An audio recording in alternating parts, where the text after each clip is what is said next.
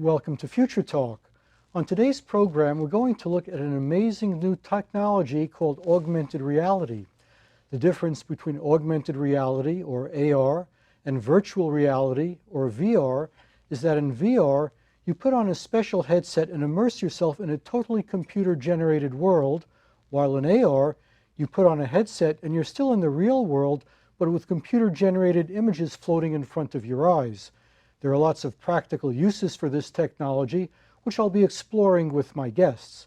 Nabil Chehade is Director of Professional Services and leader of the AirSuite team at Atheer, a leading maker of AR products. He was the first employee at Atheer and will be demonstrating some of Atheer's products in a few minutes. Ori Inbar is founder and director of Super Ventures, an incubator startup fund dedicated entirely to AR startups. He's also the co-founder of the annual Augmented World Expo, the world's top showcase for AR innovation. Before we get into our demonstration, we're going to set the stage by showing a short video produced by Atheer demonstrating what AR is all about.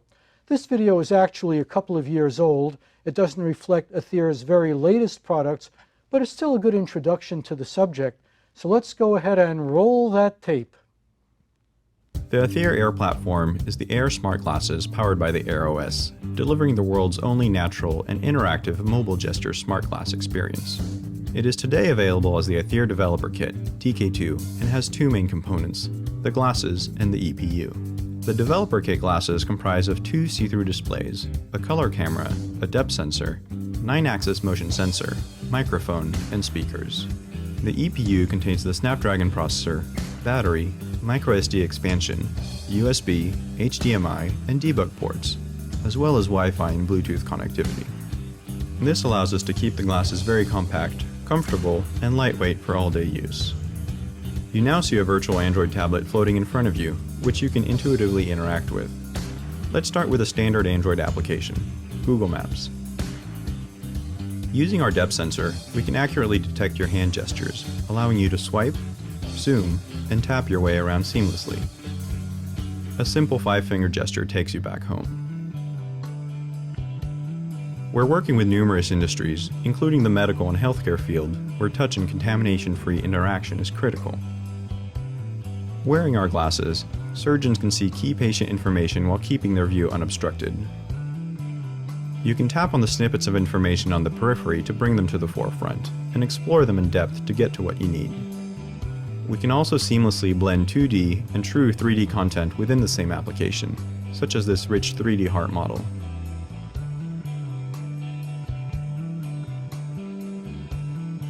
In the oil and gas industry, having access to full 3D CAD models of the equipment being serviced and the ability to do remote point-of-view sharing with an expert is key. Wearing our glasses, you can view the various components of a device and order replacement parts directly from the field.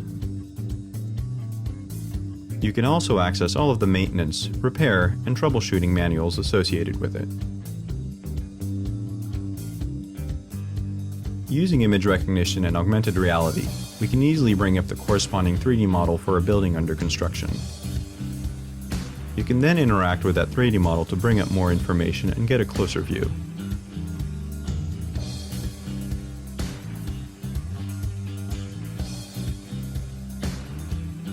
Another area that is benefiting from our platform is the insurance industry.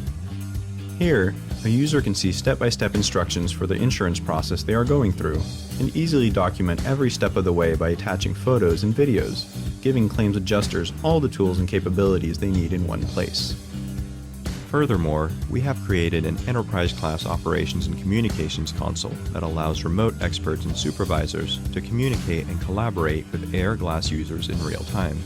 This cloud-based console provides secure text, voice, and video conferencing, including point-of-view sharing, rich file transfer, and remote annotation. Now, a single field representative becomes a team of experts, solving problems faster than ever before. So that was a pretty good introduction to the subject of augmented reality. And I'm now talking to Nabil Chehade of Atheer, and I understand you're going to be demonstrating some AR products for us. What do you have for us? Yes, thank you, Marty. Yes, I brought actually the new Air glasses with me to show you the demo. You saw in the video that was the developer kit that we launched around 2 years ago, and we used to engage with our first customers. Today I brought the Air glasses. These are the production glasses that can be deployed. They're all rugged and made to be deployed in the field. As you know, with Atheer, our target is for the enterprise and the industrial world, and these are the glasses.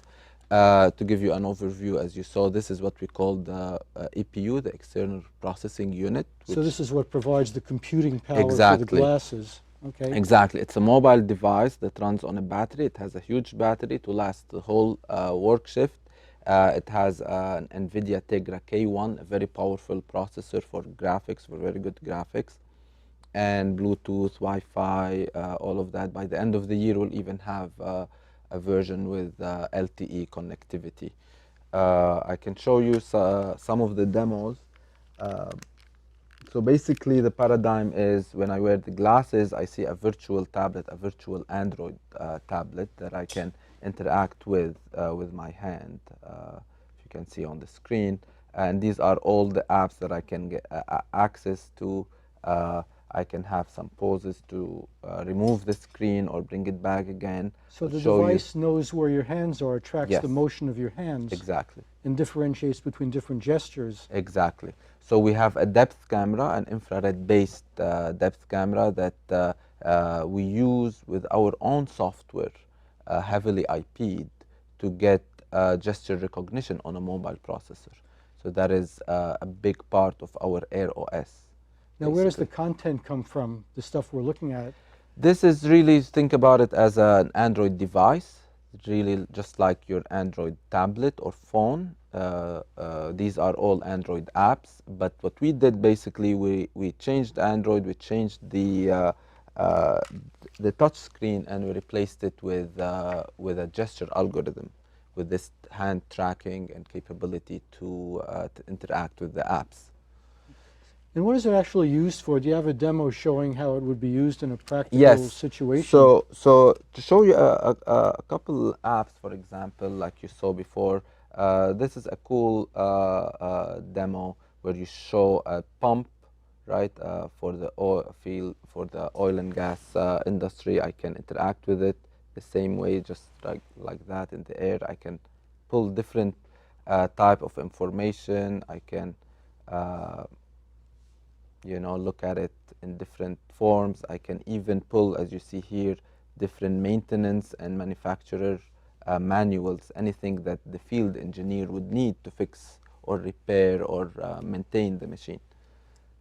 And that is the cool thing, our Air glasses support full Android, meaning that any Android app that you have, you can install on the glasses and it would work. You don't need to change anything about it. That is the beauty of it. Are there any plans to make it work for the iPhone also?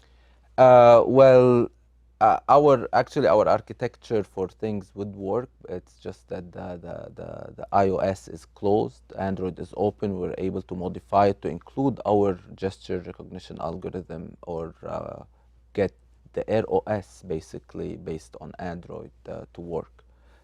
So it's just a matter of access to the OS. Okay. And I think you have a second demonstration here also, is that right? Yes, I brought the second demonstration basically, as you can see on for Atheer. We have two products. We have the Air glasses powered by the Air OS, and we have the AirSuite.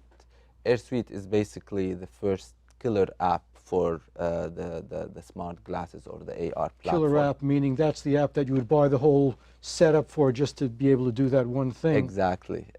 And actually, we built it with our engagement with customers. It came really from the needs of our customers, and iterating a little bit on it from different verticals, from the insurance, from the manufacturing, warehousing, and basically it's the use case of connecting the field technicians or field engineers with their managers and experts in the office. And I can show you that demo right now. Let's take a look at that. I will just need to turn on my computer. So basically, for this demo, let me just connect it to the TV. You're just swapping a cable there. Yeah. Okay. So basically, for AirSuite, the idea is if I'm the manager or the expert in the office, and Alex, my colleague in Atheer, he is acting as the field technician or the field expert. I can communicate with him, you know, send him messages, send him files, anything he needs, or even do a remote help session. So this is the view. If you're getting it in the glasses, sorry, in the screen, this is my manager view where I see all the glasses that I can communicate with. Right here to the left, this would be all the glasses or the engineers that I communicate with. I can send a text to Alex, hey Alex, need any help? And he can respond to me, or he can also do a remote video assistant session. So the most skilled person is at the office. Maybe you have 10 technicians going out and servicing equipment, and if they find a problem they can't solve, they contact you and you can see everything they can see. Exactly. Okay. So that is the main use. In here, I launched this video call with Alex where I can see exactly what he's looking at. He's fixing his a computer, and I can give him all the live instructions. And I can, you know, with rich media, I can share files. I can do a lot of that. And actually, we won the Best Enterprise Solution at the AWE 2016. The Augie Award for Augmented. Very good. For the Augmented World Expo a couple weeks ago. The other cool thing about the AirSuite is that we're releasing it on different glasses as well. It's there released for Vuzix, for Recon Intel, for Epson, and for ODG. And of course the Atheer glasses. So your software will work on glasses made by other companies? Exactly. So does that mean that there are standards with all the different glasses companies? There's agreed upon standards? Well, these glasses that I mentioned all run Android. And for Android, you know, we released that Android application for all the different glasses. I mean, they have differences between monocular glasses versus binocular, and we handle that with respect to the user UI and UX. And in Atheer, we've been doing AR for the past 4 years. We really understand the whole paradigm, the use cases, the needs, what use cases would need a monocular glass versus a binocular, the whole user experience, both from the glasses and the needs of the killer apps. Well, it sounds like fabulous technology, and I'm looking forward to seeing a lot more of it in the future. I'm going to be speaking to Ori Inbar next, but first we have another short video, an animation, showing some more aspects of how our lives might be affected by augmented reality. So let's go ahead and roll that tape. What if we told you that the incredible world you see in sci-fi movies is much closer than you ever imagined and could soon be at your fingertips, and more precisely, right in front of your eyes? Meet Atheer's immersive computing platform. Imagine this. You wake up in the morning, and with a simple hand gesture, you open the shades to let the sunlight in. You heat your coffee to the perfect temperature, then check your email and news while enjoying your coffee. As you drive to your meeting, road directions are seamlessly displayed on top of the road to guide you. Once there, you know who is who and easily locate the key people you need to meet. We're not fantasizing here. These experiences are already being created, and this is only a fragment of what you'll be able to do. And we didn't even get started on what this will enable for science, medicine, industry, education, even gaming. Atheer is making this possible by simply thinking about computers in a whole new light. New inputs. Your interactions should be as natural and intuitive as possible, allowing you to use your hands to interact with information. Learning to type on a keyboard is a thing of the past. New outputs. Immersive, engaging, and exciting mobile 3D see-through displays allow your world to have additional content, colors, and dimensions. New processing paradigms. Everything is running in the background and is smart, contextualized, and personalized. Best of all, this whole world is centered around you. A new user interaction model. Information comes to your fingertips as soon as you need it, so you spend less time searching for it and more time using it. Every once in a while, we humans come up with inventions that upend the status quo, and this is one of them. Some such inventions were the wheel, the alphabet, and more recently, the computer. Get ready to witness the birth of the biggest invention yet. Atheer is ushering you into a whole new world. So that was an interesting vision of a possible AR future, and I'm now talking to Ori Inbar, regarded by many as a visionary in the field of augmented reality. Ori, what's your vision of where augmented reality is going to take us in the future? Hi, Marty. I think the message is really simple. The message is that a new wave of computing is coming, and for the first time, it's completely natural. The way we consume information, the way we interact with information is going to be exactly like our brain works. And it's going to swallow all personal computing as we know it. It will replace everything, our desktop computers, our smartphones. We're not going to use keyboards and mice anymore because the world is going to be the screen and we're going to interact with it directly with our natural senses. Does this mean that everybody is going to be wearing these glasses all the time?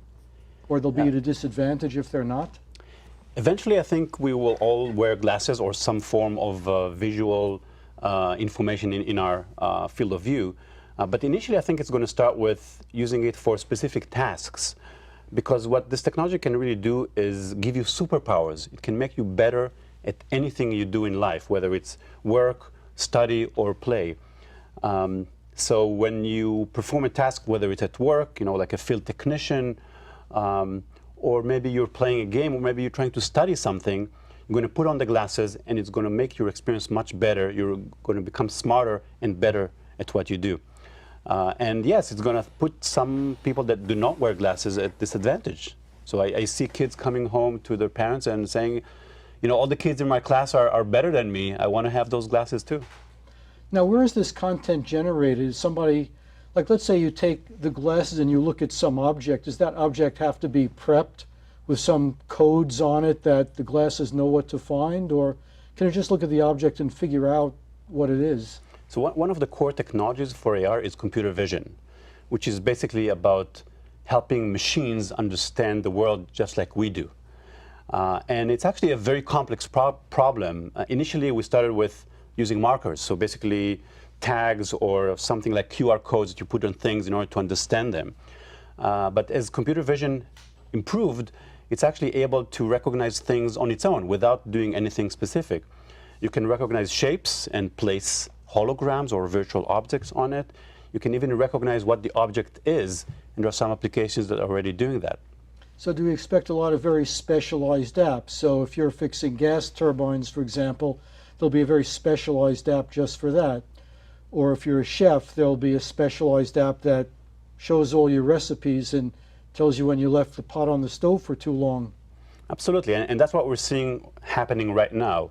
We see very specific applications for specific use cases. So, whenever you need information in your field of view, but you want to continue performing that task, so you need to have your hands do something, that's where smart glasses and AR in your field of view can really help you achieve that task.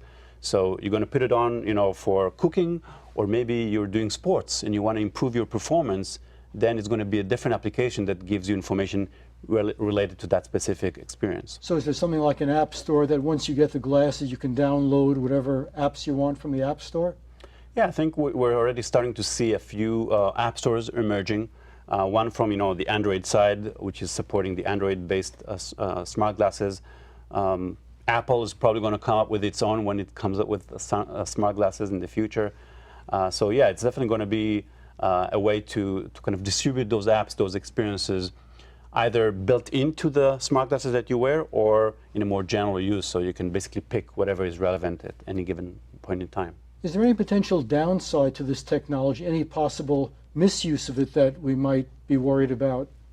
You know, like superpowers, they can be used for good or for bad. So I think we have to be careful at how people are using it.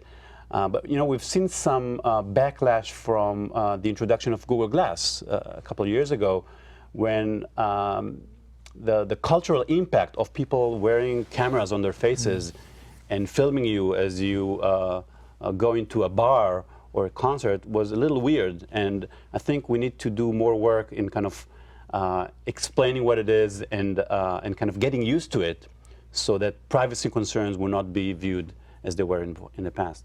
Yeah. Google Glass didn't really catch on that well because a lot of people just didn't want to be looking at a computer screen out of the corner of their eye all the time.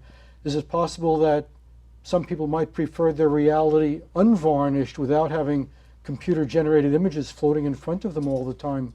Well, first, Google Glass is not so dead as some people think. It's being used actually in many cases in the enterprise, and Google, as far as we know, is working on their next version. So I think it was a flop in a sense that it was positioned for everybody to use it all day long from the moment they wake up, and that's definitely wasn't ready for that kind of use case. So we're going to see more of that. But you know, do we always need that? No. I mean, the first reason I got into AR is because I thought that we're spending too much time in front of a screen, and we need to interact more with the real world. But why not use some of these things that are attracting us to the internet and to computers and bring it into the real world and make the real world experience better? So I think we'll eventually have, it's not going to distract us from what we do, but it's only going to help us and enhance these experiences. Now, there are a lot of startups in the AR space. In fact, you're the head of a fund that supports some of these startup companies. Are they all going after the same market, or are there a lot of niches? And what are some of the more promising developments in this AR eco space? So we're seeing, you know, a whole ecosystem being built from the compute platform. So companies like, you know, Intel and Qualcomm and Microsoft are building, you know, things from the compute level. Then there's the headset manufacturers like Atheer, like many others, which are putting the pieces together to create the experience. And then all sorts of software tools, software applications are trying to target every single vertical and use case in the world. So this whole ecosystem is what we're looking at as a fund. And many of them are targeting, you know, the future when this market hits. But actually, many of them are also seeing a market right now. And what's beautiful about these is that they can actually work on these smartphones that we all have, because it has a camera and has many of the ingredients you need for a pretty decent augmented reality experience. So we're seeing some startups that are using it for translation, for example. You know, I visit China pretty often, and I don't understand anything around me, signs, menus, and with this app I can point to signs and it translates it into English in real time. So something I can use today. Or, for example, visualizing things before you buy them. There are applications that you can use today that allow you to, before you buy a sofa or a furniture online, you can say, I want to visualize it in my home. And it will place that object in your living room so you can look at it with your wife, look at it from different angles, and see how it fits, maybe change the color before you actually buy. And it shows that it's actually increasing the conversion from people just looking at stuff online and actually buying. So there's a lot of stuff that is already being used today on smartphones and will just be better once we have smart glasses. Now, does this have the ability to change our culture in the sense of the way people relate to each other? Does it affect human relationships in some way if we're all looking at each other through these very informative glasses? That's right. I mean, virtual reality, on the other hand, is kind of blocking us from the real world and from people around us. And some people fear it's going to isolate us. Although there are also ways to try and socialize people better on that level. With AR, the advantage is that you still have complete situational awareness. You see people around you. You can collaborate with people as you work. And that's a huge advantage. But there's this fear that people will kind of look at you, but not really look at you, because they'll be observing the information on their screen.